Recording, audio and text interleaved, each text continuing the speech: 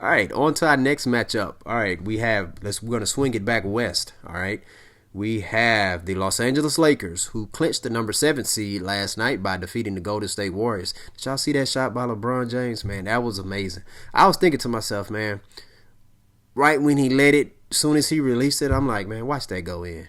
Would it be something if that shot goes in and boom, it went in? That was amazing because the dude did just get poked in the eye and everything.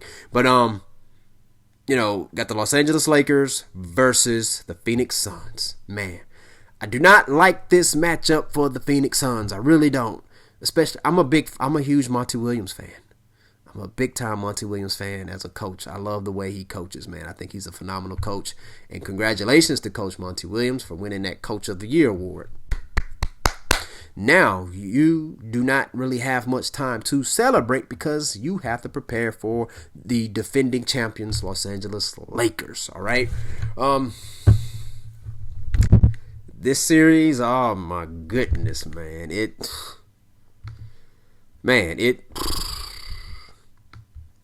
You have two players. You have LeBron James and CP3 who are best of friends. I believe CP3 is the godfather to one of LeBron James' kids. I'm not sure, and I'm not sure if LeBron James is the godfather to one of CP3 kids, but we do know that they're real good friends. They're close friends, all right? So that's going to be interesting to see, because normally it's hard. Sometimes some players they find it hard to bring it against their best friends, but we'll see. They're probably going to be enemies on court, but we'll see how that goes and how that plays. But with this series here, if you're the Phoenix Suns, you for starters, you must win game 1 because historically LeBron James uses game 1s to study the opponent. He's still competing, but he's still studying too. He's trying to figure them out. So Phoenix, you want to make sure I think the Suns they should you want to make sure you win that game. That is very important. All right.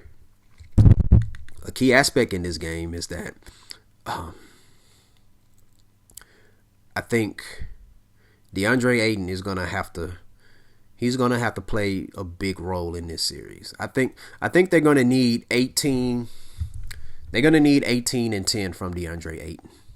He's gonna have to be able to give them that because with that, he'll be able to force AD Anthony Davis to exert energy on defense. All right, and then also the Lakers gonna try to throw Andre at him too.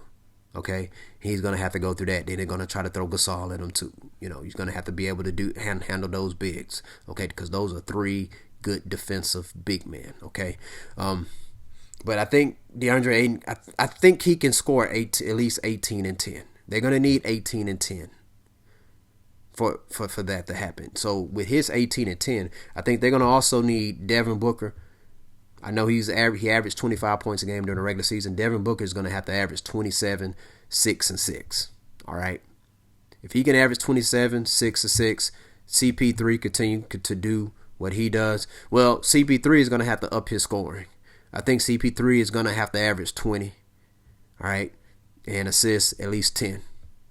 All right? That's what they're going to have to do in order to win this series. All right? Because LeBron is going to bring it. And the thing about it with the adjustments, game 1 and game 3 is going to be very, very important. I mean, it is for every series, but especially, here's the thing.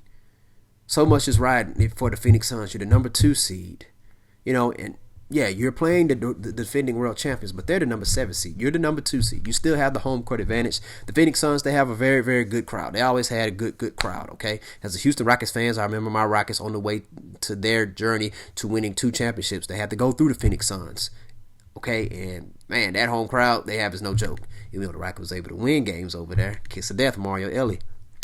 All right, sorry for bringing up old stuff. I think about that all the time. But anyways, go Rockets. But, man, I don't like that the Lakers are facing the Suns in this one because, man, I don't want people saying if the Suns lose, you see that? Coach Monty Williams, they couldn't even get past the first round. But look who they are playing, okay? But one adjustment I do believe that the Suns could probably use, and hey, what do I know? But I do think Chris Paul is going to have to utilize his off-the-ball skills on this one here also. Because I think what the Lakers are going to do, they're probably going to guard him all the way 94 feet. You know, he's an older player. He's 36 years old now. And I think Devin Booker is going to have to relieve Chris Paul of some of the ball handling duties, because historically Chris Paul is a ball dominant guard. That's his style. But see, that's not going to defeat the Lakers that way. You know, you're going to have to be able to adjust. Maybe sometimes you can be ball dominant, but sometimes you're going to have Devin Booker handle that rock. And he's been handling the ball less this year because he has Chris Paul out there. All right, but there's no one for the Phoenix Suns roster that can force LeBron James to exert energy. And that's where the problem lies. Like, I mean, Devin Booker can really ball, Chris Paul can ball, and Aiden can ball. And by Aiden balling, he can help nullify Anthony Davis. But there's nobody on the Phoenix Suns that can nullify LeBron James. I'm not saying shut him down, but you got to make him work on defense. You have to. You know, it's a must. You got to at least pose a threat. And I don't think the Suns have anybody that can pose a threat. Now, maybe somebody will step up. I mean, I'm hoping for the Phoenix Suns fans' sake, but and you don't have to outplay LeBron James, but you're going to have to cause him to exert energy, okay? He is an older player. He is human, all right? But you have to cause him to use energy on defense. So that's going to be a hard thing to do. One thing I think what they can do is, I think you can throw Chris Paul at him a few times, throughout certain situations of the game, and have him pick up LeBron James, because I don't think LeBron James will be able to just blow by Chris Paul. He's a real good defender, and what Chris Paul lacks in height, he makes up in strength. Okay, if LeBron James decides to, hey, you know what, let me post a little man up. Listen, he is a real good post defender. It is hard to post that dude up. He is tough, okay? He is grown man strong, all right? So he might be one of the shortest players out there, but he's not. He's far from the weakest, all right? So he is hard to post up. So that's just not going to be an easy walk in the park for LeBron. But if anybody could figure that out, it would be LeBron James. But, with this one here, I feel like I am asking for the Suns to, because it requires the Suns to do so much, I just don't think they're going to be able to do it. I mean,